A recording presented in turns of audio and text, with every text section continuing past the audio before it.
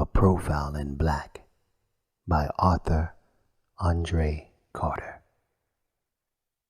The sweltering heat of a hot July sun breathed down the back of my neck like a starved savage beast.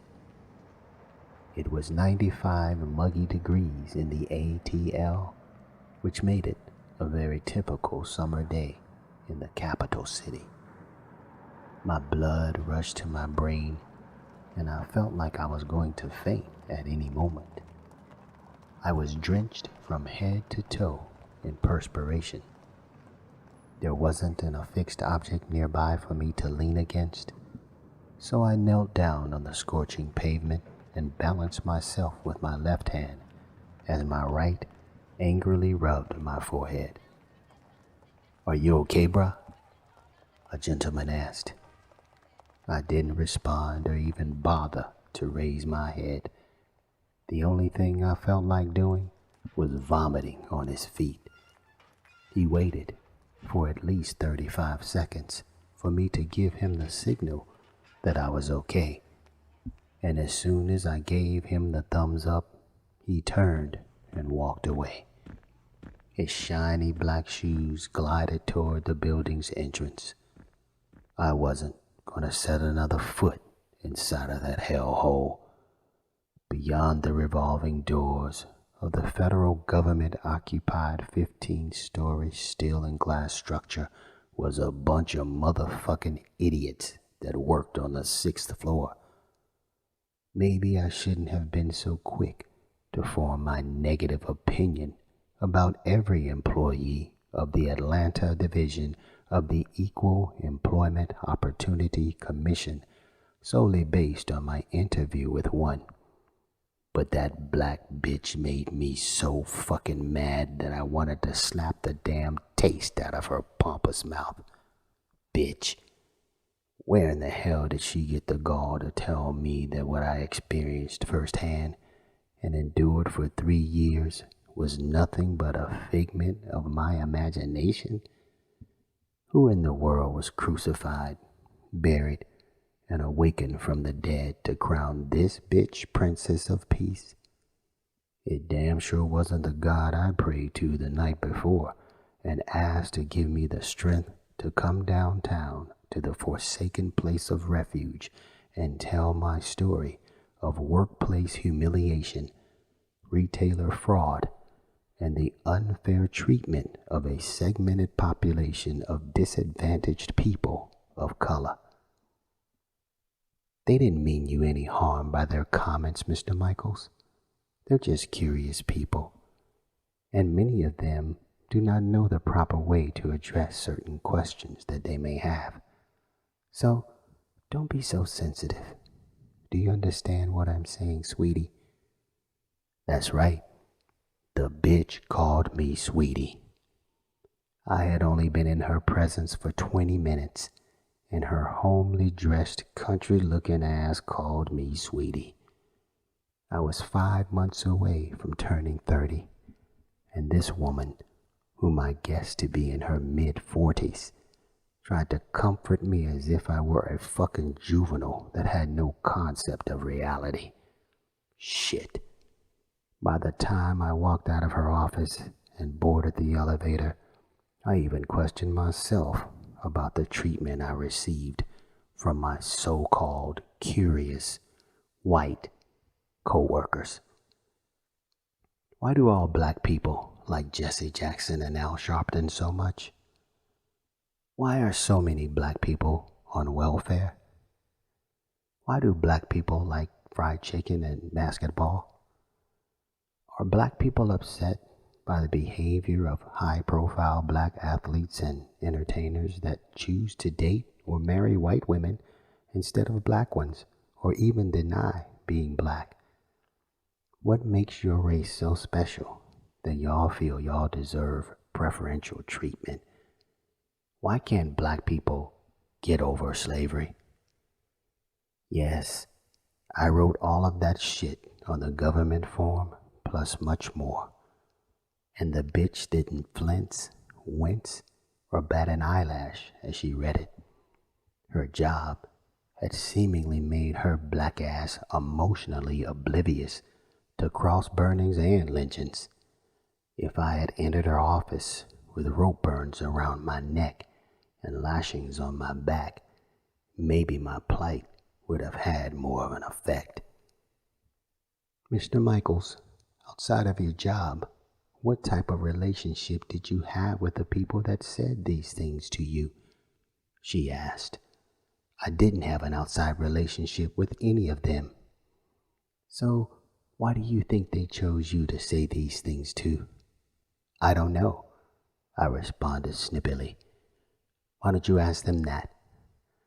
A smirk suddenly appeared on her face that signified the fate of my case. It was a priceless moment. Did you report any of this to a supervisor or manager? Yes, I did. And what happened?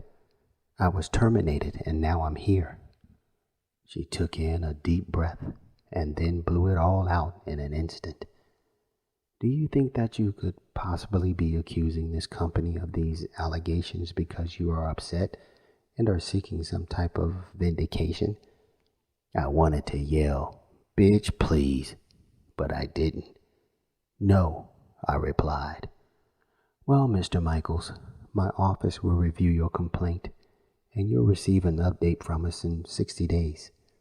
60 days? I said. That's 2 months. Yes, Mr. Michaels, it is, but this is a process, not a progress, meaning the outcome that you might be seeking may not be in your favor. I shook my head. Just continue your job search for other career opportunities, and believe me, things will work themselves out. I stared at her with a poker face. Here is your case number and my contact information. If you have any questions or concerns, please telephone me, and I will do my best to return your call promptly. I ask that you please state clearly on my voicemail your case number, name, and phone number so that I can retrieve the correct file. After giving me the unfolded 8.5 by 11-inch sheet of paper, the woman stood up and extended her hand. Have a nice day, Mr. Michaels. I held her fingers loosely for less than 2 seconds. As soon as I turned my back to leave her cramped area, I chuckled as she led me to the jammed-packed lobby where I saw the faces of other races of minorities, men and women that came seeking swift justice and retribution. I felt the gesture was appropriate because the entire process was nothing but a fucking joke. And then I thought to myself, why would an institution whose existence is supported by the taxation of the corporations that people like me are filing complaints against seriously punish them? They won't. That's like cutting off the hand that feeds you. Maybe a slap on the wrist or a verbal warning is more than enough, but at least it's something to forewarn their piggy banks of potential lawsuits. Damn, I felt stupid. My father told me to find a good lawyer, but they cost money, and that was something that I didn't have, and he wasn't willing to provide in my pursuit of justice. My grandmother, on the other hand, in her own unique way, told me that this was going to happen. Boy, those white folks don't care about you or your feelings. To them, you're just another upset Negro who can't live with or accept the fact that this is their country and that your black behind was only brought here to play second fiddle. Sure, there are a few Negroes whom they have allowed to become successful, and then they advertise those black souls to the rest of the colored people as if those niggers did it all by themselves. But don't be fooled by that. You don't make the kind of money or achieve the level of success in America as Oprah, Bob Johnson, Bill Cosby, or even that dumb black fool on the Supreme Court without the right crackerjacks investing and pulling strings for you. I mean, can you believe that fool talking about how he pulled himself up by his own bootstraps? Nigga, please. On the other end of those bootstraps were a whole bunch of white folks that propelled change so that your black butt could attend universities like Harvard, Yale, and Princeton.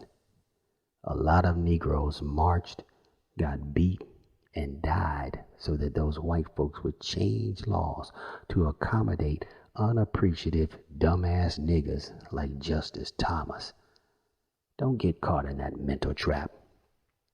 My grandmother was of a special breed. She was my father's mother. The woman categorized issues as black, white, or green. Her thought process was black for black America, white for white America, and green for the economy of America. I never believed it was that simple, but my life experience proved my grandmother's subjective theory to be very accurate. Her sermons were hard for me to accept or believe because I always excelled in the classroom, and what she informally discussed at home were theories that I was never formally taught.